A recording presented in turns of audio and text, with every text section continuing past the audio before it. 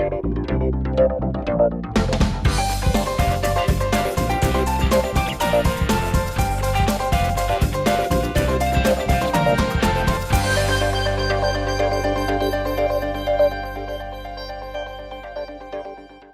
عرض سلام و احترام نوروز عالم‌افروز را به شما مبارکباد میگوییم. امروز در روز پنجم تجلیل نوروز بین‌المللی در مجمع دولتی کاخ بورباد نمایش فروش محصولات وطنی تحت عنوان تمغه پسندیده تاجیکستان به کار خود آغاز میکند و بعد از افتتاح نمایشگاه ما شاهد میشویم یک جایه نرخ محصولات نیاز اول و مالها برای خانه در این نمایشگاه تا کدام اندازه ارزان پیشنهاد خریداران گردانده می شود. با ما باشید. نمایش فروش محصولات خوراکه و مالها برای خانه به کار خود شروع کرد.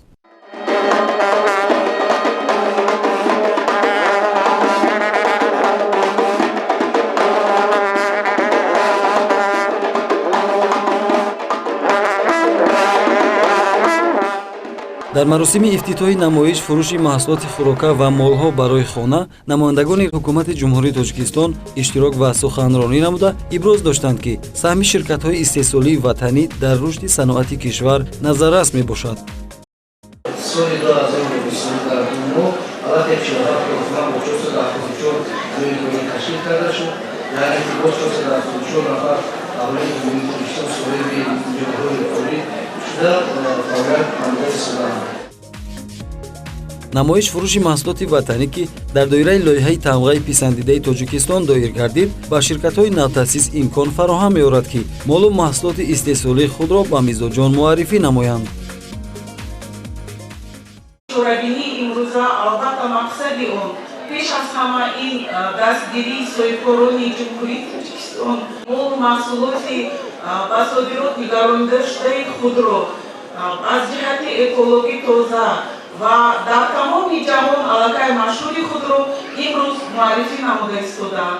سالهای 2022 و 2028 در جمهوری تاجیکستان سالهای رشد صنعت اعلام گردیده است و امیدوارم که پس از اعلام گردیدن این اقدام در جمهوری تاجیکستان شماره کارخانه‌های صنعتی جمهوری تاجیکستان زیاد می‌گردد.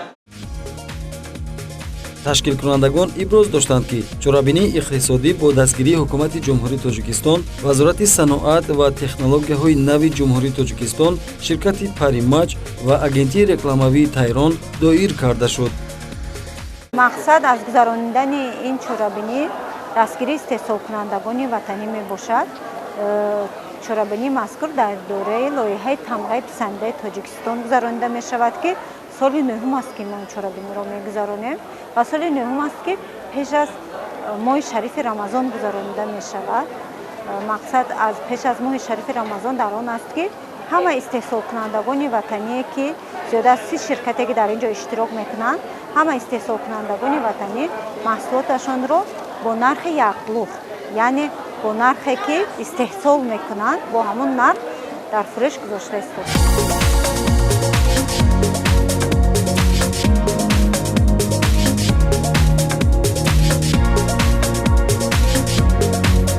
نمایش فروش محصولات وطنی بخشیده به ماه شریف رمضان با جلب بیش از 30 شرکت با نفوذ استحصالی دایر گردید. در آن نمودهای محصولات خوراکه از قبیل پختوپزی، نانی، تارت و شیرینی‌ها، محصولات شیری و حسیبی، مایع‌های شستشویی، طبابتی، روغن و آرد، مکرون، گوشت و تخم مرغ، آب‌های آشامیدنی، افشوره‌ها، فارماسیفتی، اشیای روزگار و دستگاه‌های تکنولوژی به معرض و فروش گذاشته شد. در این زمینه تاکید می‌نماییم که نمایش فروش محصولات استحصالی وطنی تا 27 مارت جریان می‌گیرد.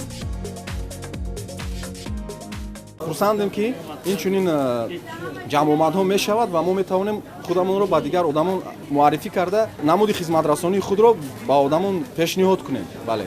رحمت برای این خیل تشکیلات‌ها می‌خواستیم که این خیل تشکیلات‌ها آینده زیاد شوند زیرا کارخانه‌های شخصی زیاد هستند و نه هر یک آدم امکانیتی دارد که معلومات گیرد درباره آنها.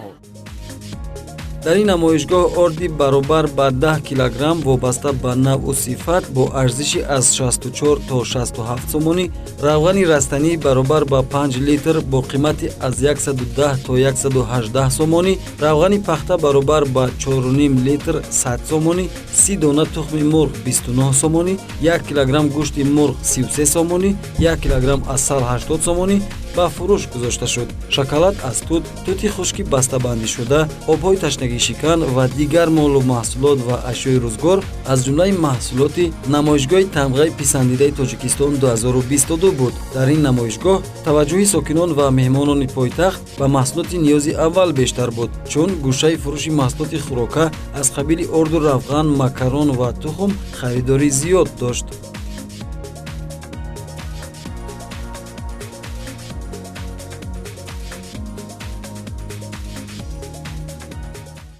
чое ки мо гирифтагием, ин чизое ки ҳамаша ман истифода мебарам, ман розӣ ҳастам. Нархҳо нисбати мағозаҳои назди хонатон арзон буд? Фарқ мекунад. нарх навақт назар ба бозора арзонтар арзонтар буд. Талаботи шумо ҳамчи харидор қаноатманд карда тавонист? ярмаркаҳои бузургтаршон бо барои мардум фоидаи хуб доранд. баргузории намоиш фурӯши маҳсулоти хӯрока ва молҳо барои хона дар тарғиби молу маҳсулоти ватанӣ мусоидат намуда, барои ба вуҷуд овардани рақобати солим дар бозор, беҳтар шудани сифати маҳсулот ва хизматрасонӣ ба мардум мусоидат мекунад. иқдоми мазкур боиси он мегардад ки тамғаи корхонаҳо шинохта, маҳсулоташон тарғиб ва харидорашон зиёд шавад.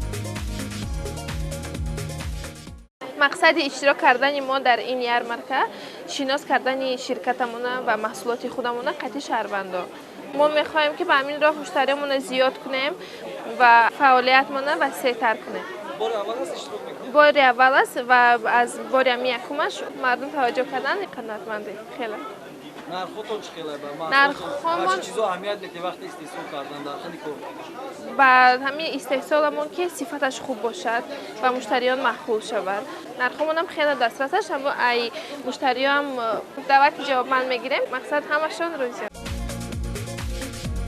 сарпарастону соҳибкорон ва истеҳсолкунандагони маҳсулоти ватанӣ дар баробари таъмини бозори дохилӣ имрӯз молу маҳсулоти худро содирот ҳам мекунанд. айни замон ҷумҳурии Тоҷикистон бо беш аз 100 давлати дунё муносибатҳои тиҷоратӣ дошта, ба 37 мамлакат зиёда аз 400 номгӯи маҳсулоти саноатию кишоварзиро содирот менамояд. Сарпарасти лоиҳаи тамғаи писандидаи Тоҷикистон 2022 ширкати Паримач дар ин намоишгоҳ оби нӯшокӣ махсусро барои варзишгарон пешниҳод намуд ки он дар коргоҳи Сиёма тавлид шудааст.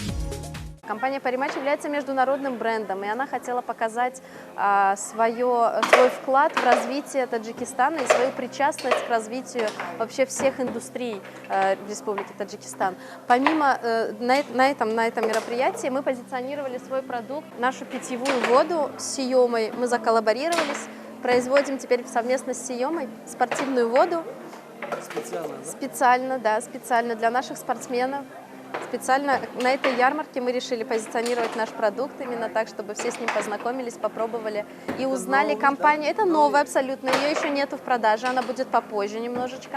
Ее нету нигде вообще ни в каких продвижениях. Мы здесь его впервые позиционируем. Он для всех, он призывает вас всех заниматься спортом. Возьмите воду Паримача, занимайтесь спортом вместе с нами. дар айни замон бо эълон гардидани солҳои 2022-2026 ҳамчун солҳои рушди саноат, саноатчиёни кишвар ҷиҳати рушди соҳаи саноат ва расидан ба ҳадафи чоруми миллӣ саноаткунонӣ бо суръати мамлакат аз иқтидорҳои истеҳсолӣ истифода намуда мақсад доранд ки ҳаҷми истеҳсоли маҳсулоти саноатиро зиёд, рушди содироти ҷумҳуриро таъмин кунанд. чорабинӣ хуб буд, бо карнаю сунаю дигар бисёр бо хушии мардум омаданд. Мардум ҳама ба умед омаданд ки мана дар арафаи моҳи шарифи Рамазон омаданд ки ҳаш маҳсулот арзонтар боша мегирем гуфта. Албатта сабуктар, нарх арзонтар. Бисёртар ба мо чиз лозим аст? Шакар, орд, равған. Барои мардум аслан ҳама чи. бо назардошти аҳамияти соҳаи саноат дар ҳалли масъалаҳои иқтисодиву иҷтимоӣ ва таъсиси ҷойҳои нави корӣ, саноаткунонӣ бо суръати кишвар ҳадафи чоруми миллӣ эълон гардидааст. Дар заминаи ҳадафи чоруми миллӣ 6 январи соли 2022 таҳти рақами 309 бо фармони президенти ҷумҳурии Тоҷикистон муҳтарам Эмомалӣ Раҳмон солҳои 2022-2026 солҳои рушди саноат эълон карда шуд. Ҳамакнун мо 5 соли рушди саноат дорем. Истеъмолкунандагон бо дастгирӣ аз татбиқи ин ҳадафҳо мегӯянд мо дар якҷоягӣ ва муттаҳидӣ метавонем дар рушди минбаъдаи мамлакат саҳмгузор бошем.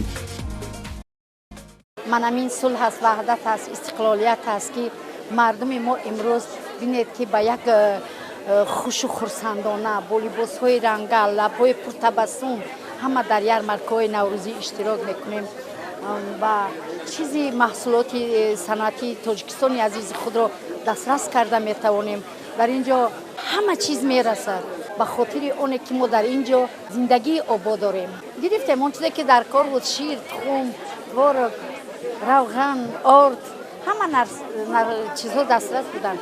миннатдор ҳастем аз ҳукумати ҷумҳурии Тоҷикистон, аз ташкилоте ки ташкил карданд ин қадар як ярмаркаи диққатҷалбкунанда.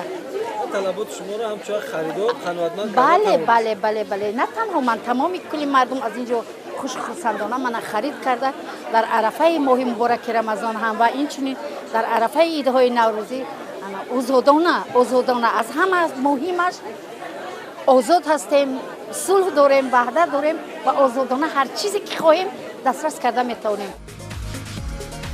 лоиҳаи тамғаи писандидаи Тоҷикистон арзиши баланди ҷамъиятӣ дошта, ҳам барои истеҳсолкунандагон ва ҳам ба истеъмолкунандагон муфид аст. Бо шарофати лоиҳаи мазкур, ширкатҳои ватанӣ имкон пайдо мекунанд ки молу маҳсулоти худро ба намоиш ва фурӯш гузошта, на танҳо фоидаи иқтисодӣ ба даст оранд, балки баҳои ҳақиқии харидоронро бифаҳманд. ин лоиҳа дар байни ширкатҳо рақобати солимро ба вуҷуд оварда, дар беҳтар гардидани сифати маҳсулоти ватанӣ мусоидат менамояд.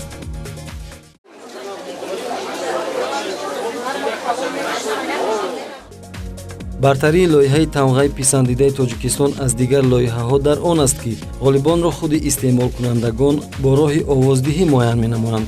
овоздиҳӣ ба ҷонибдории иштирокчиёни лоиҳа дар сомонаи махсус сурат гирифта, ҳар як сокини кишварамон имкон дорад ки ба таври озод ба сифати молу маҳсулоти пешниҳодшуда баҳо дода ба ҷонибдории тамғаи писандидаи худ овоз бидиҳад. барои ширкатҳо баҳои истеъмолкунандагон ва эътирофи мардуми кишвар беҳтарин мукофот буда, ба машҳур гаштани тамға ва рушди минбаъдаи фаъолияти меҳнатиашон мусоидат менамояд.